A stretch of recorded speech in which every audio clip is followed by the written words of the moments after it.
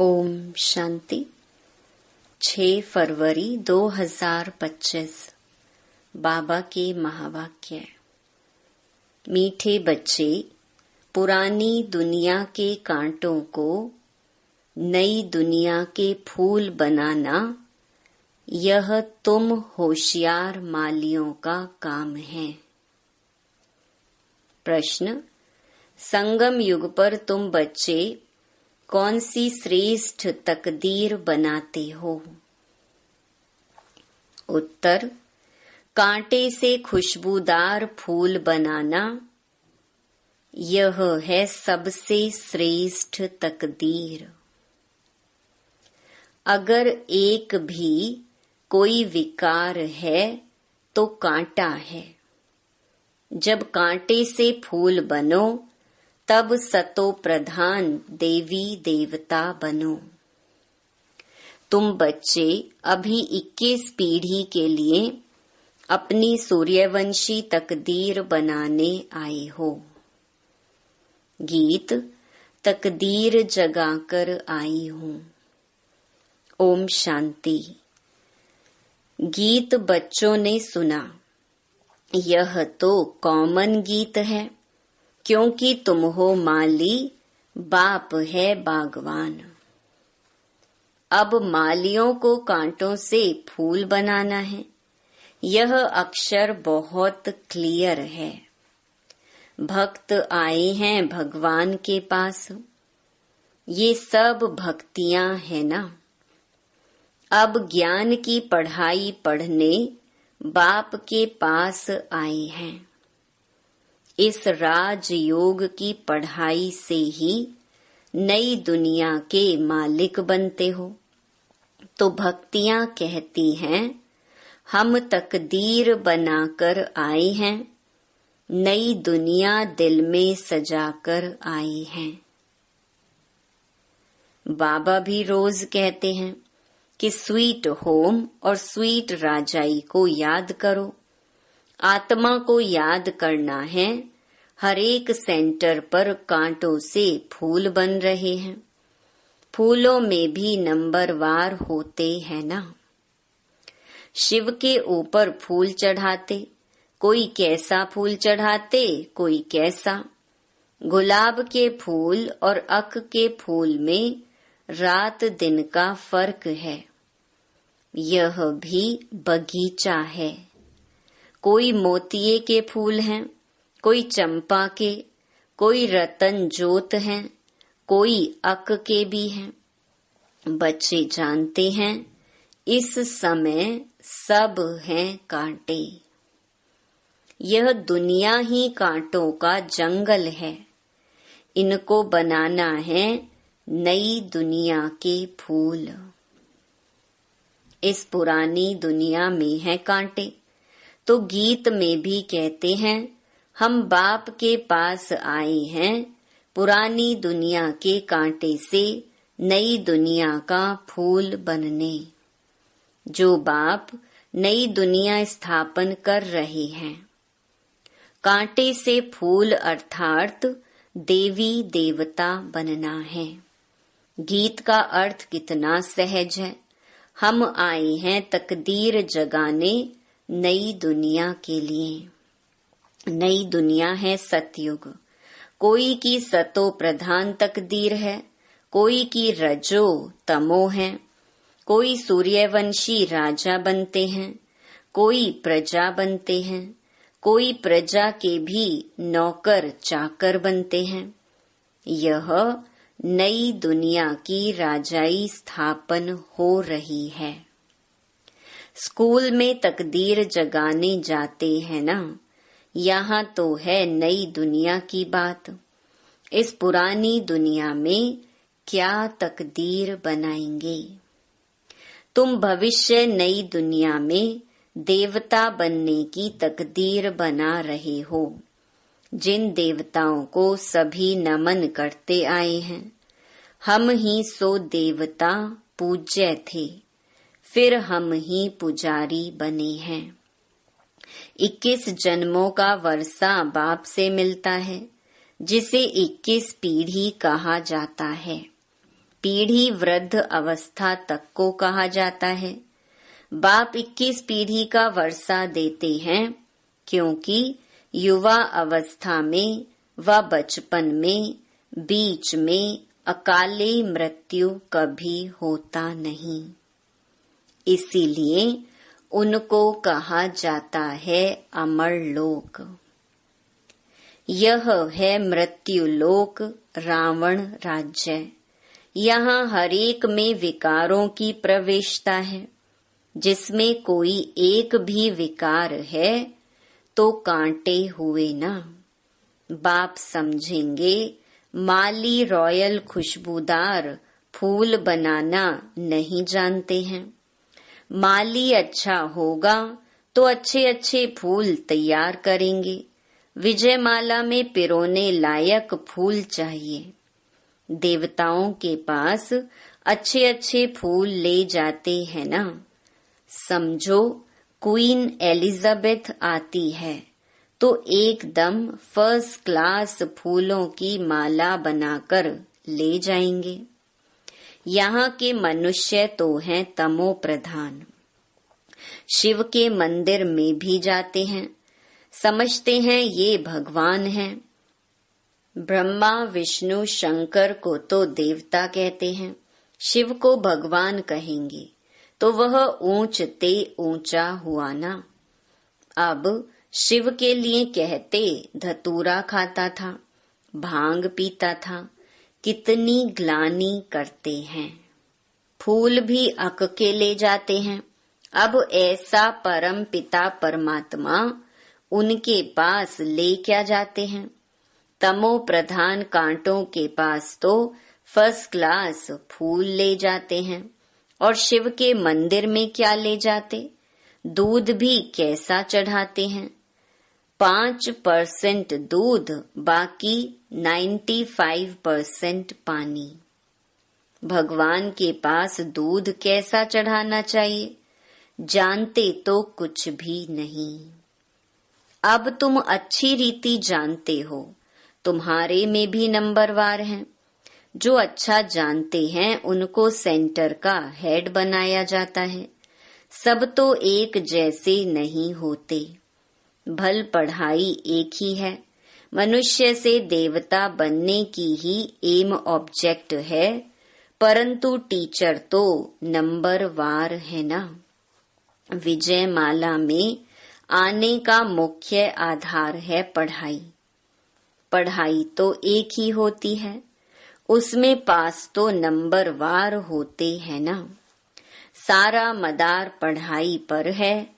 कोई तो विजयमाला के 8 दानों में आते हैं, कोई 108 में, कोई 16,108 में। सिजरा बनाते हैं ना। जैसे झाड़ का भी सिजरा निकलता है। पहले पहले 1 पत्ता, 2 पत्ते, फिर बढ़ते जाते हैं। यह भी झाड़ है। बिरादरी होती है, जैसे कृपलानी बिरादरी आदि आदि, वह सब हैं हद की बिरादरियां। यह है बेहद की बिरादरी। इनका पहले पहले कौन है? प्रजापिता ब्रह्मा। उनको कहेंगे ग्रेट ग्रेट ग्रैंडफादर, परंतु यह किसको पता नहीं है। मनुष्य मात्र जरा भी नहीं जानते कि सृष्टि का रचयिता कौन है। बिल्कुल अहिल्या जैसे पत्थर बुद्धि हैं। ऐसे जब बन जाते हैं तब ही बाप आते हैं। तुम यहाँ आए हो अहिल्या बुद्धि से पारस बुद्धि बनने, तो नॉलेज भी धारण करनी चाहिए ना। बाप को पहचानना चाहिए और पढ़ाई का ख्याल करना चाहिए। समझो आज आए हैं, कल अचानक शरीर छूट जाता है, फिर क्या पद पा सकेंगे? नॉलेज तो कुछ भी उठाई नहीं, कुछ भी सीखे नहीं, तो क्या पद पाएंगे? दिन प्रतिदिन जो देरी से शरीर छोड़ते हैं उनको टाइम तो थोड़ा मिलता है, क्योंकि टाइम तो कम होता जाता है। उसमें जन्म ले क्या कर सकेंगे? हाँ, तुम्हारे से जो जाएंगे तो कोई अच्छे घर में जन्म लेंगे। संस्कार ले जाते हैं तो वह आत्मा झट जाग जाएगी, शिव बाबा को याद करने लगेगी। संस्कार ही नहीं पड़े हुए होंगे तो कुछ भी नहीं होगा। इसको बहुत महीनता से समझना होता है। माली अच्छे अच्छे फूलों को ले आते हैं तो उनकी महिमा भी गाई जाती है। फूल बनाना तो माली का काम है ना। ऐसे बहुत बच्चे हैं जिनको बाप को याद करना आता ही नहीं है। तकदीर के ऊपर है ना। तकदीर में नहीं है तो कुछ भी समझते नहीं। तकदीरवान बच्चे तो बाप को यथार्थ रीति पहचान कर उन्हें पूरी रीति याद करेंगे। बाप के साथ साथ नई दुनिया को भी याद करते रहेंगे। गीत में भी कहते हैं ना, हम नई दुनिया के लिए, नई तकदीर बनाने के लिए आए हैं। 21 जन्म लिए बाप से राज्य भाग्य लेना है। इस नशे और खुशी में रहें तो ऐसे ऐसे गीत का अर्थ इशारे से समझ जाएं। स्कूल में भी कोई की तकदीर में नहीं होता है तो फेल हो पड़ते हैं। यह तो बहुत बड़ा इम्तिहान है। भगवान खुद बैठ पढ़ाते हैं। यह नॉलेज सभी धर्म वालों के लिए है। बाप कहते हैं, अपने को आत्मा समझ मुझ बाप को याद करो। तुम जानते हो किसी भी देहधारी मनुष्य को भगवान कह नहीं सकते। ब्रह्मा, विष्णु, शंकर को भी भगवान नहीं कहेंगे। वह भी सूक्ष्म वतनवासी देवताएं हैं। यहाँ है मनुष्य, यहाँ देवताएं नहीं हैं। यह है मनुष्य लोक। यह लक्ष्मी नारायण आदि दैवी गुण वाले मनुष्य हैं जिसको डेइटिज्म कहा जाता है। सतयुग में सभी देवी देवता हैं। सूक्ष्म वतन में है ही ब्रह्मा, विष्णु, शंकर। गाते भी हैं, ब्रह्मा देवताय नमः, विष्णु देवताय नमः। फिर कहेंगे शिव परमात्माय नमः। शिव को देवता नहीं कहेंगे और मनुष्य को फिर भगवान नहीं कह सकते। 3 फ्लोर है ना। हम हैं 3rd फ्लोर पर। सतयुग के जो दैवी गुण वाले मनुष्य हैं वही फिर आसुरी गुण वाले बन जाते हैं। माया का ग्रहण लगने से काले हो जाते हैं। जैसे चंद्रमा को भी ग्रहण लगता है ना। वह है हद की बातें, यह है बेहद की बात। बेहद का दिन और बेहद की रात है। गाते भी हैं ब्रह्मा का दिन और रात। तुमको अभी एक बाप से ही पढ़ना है, बाकी सब कुछ भूल जाना है। बाप द्वारा पढ़ने से तुम नई दुनिया के मालिक बनते हो। यह सच्ची सच्ची गीता पाठशाला है। पाठशाला में हमेशा नहीं रहते। मनुष्य समझते हैं भक्ति मार्ग भगवान से मिलने का मार्ग है। जितना बहुत भक्ति करेंगे तो भगवान राजी होगा और आकर फल देगा। ये सब बातें तुम ही अब समझते हो। भगवान एक है जो फल अभी दे रहे हैं। जो पहले पहले सूर्यवंशी पूज्य थे, उन्होंने ही सबसे जास्ती भक्ति की है, वही यहाँ आएंगे। तुमने ही पहले पहले शिव बाबा की अव्यभिचारी भक्ति की है, तो जरूर तुम ही पहले पहले भक्त ठहरे। फिर गिरते गिरते तमो प्रधान बन जाते हो। आधा कल्प तुमने भक्ति की है, इसीलिए तुमको ही पहले ज्ञान देते हैं। तुम्हारे में भी नंबरवार हैं। तुम्हारी इस पढ़ाई में यह बहाना नहीं चल सकता कि हम दूर रहते हैं, इसीलिए रोज नहीं पढ़ सकते। कोई कहते हैं हम 10 माइल दूर रहते हैं। अरे बाबा की याद में तुम 10 माइल भी पैदल करके जाओ तो कभी थकावट नहीं होगी। कितना बड़ा खजाना लेने जाते हो। तीर्थों पर मनुष्य दर्शन करने लिए पैदल जाते हैं, कितना धक्का खाते हैं। यह तो एक ही शहर की बात है। बाप कहते हैं मैं इतना दूर से आया हूँ, तुम कहते हो घर 5 माइल दूर है। वाह, खजाना लेने के लिए तो दौड़ते आना चाहिए। अमरनाथ पर सिर्फ दर्शन करने के लिए कहाँ कहाँ से आते हैं। यहाँ तो अमरनाथ बाबा स्वयं पढ़ाने आए हैं। तुमको विश्व का मालिक बनाने आया हूँ। तुम बहाना करते रहते हो। सवेरे अमृत वेले तो कोई भी आ सकते हैं। उस समय कोई डर नहीं है, कोई तुमको लूटेंगे भी नहीं। अगर कोई चीज जेवर आदि होंगे तो छीनेंगे। चोरों को चाहिए ही धन पदार्थ, परंतु किसकी तकदीर में नहीं है तो फिर बहाने बहुत बनाते हैं। पढ़ते नहीं तो अपना पद गंवाते हैं। बाप आते भी भारत में हैं, भारत को ही स्वर्ग बनाते हैं। सेकंड में जीवन मुक्ति का रास्ता बताते हैं, परंतु कोई पुरुषार्थ भी करे ना। कदम ही नहीं उठाएंगे तो पहुंच कैसे सकेंगे। तुम बच्चे समझते हो कि यह है आत्माओं और परमात्मा का मेला। बाप के पास आए हैं स्वर्ग का वर्षा लेने। नई दुनिया की स्थापना हो रही है।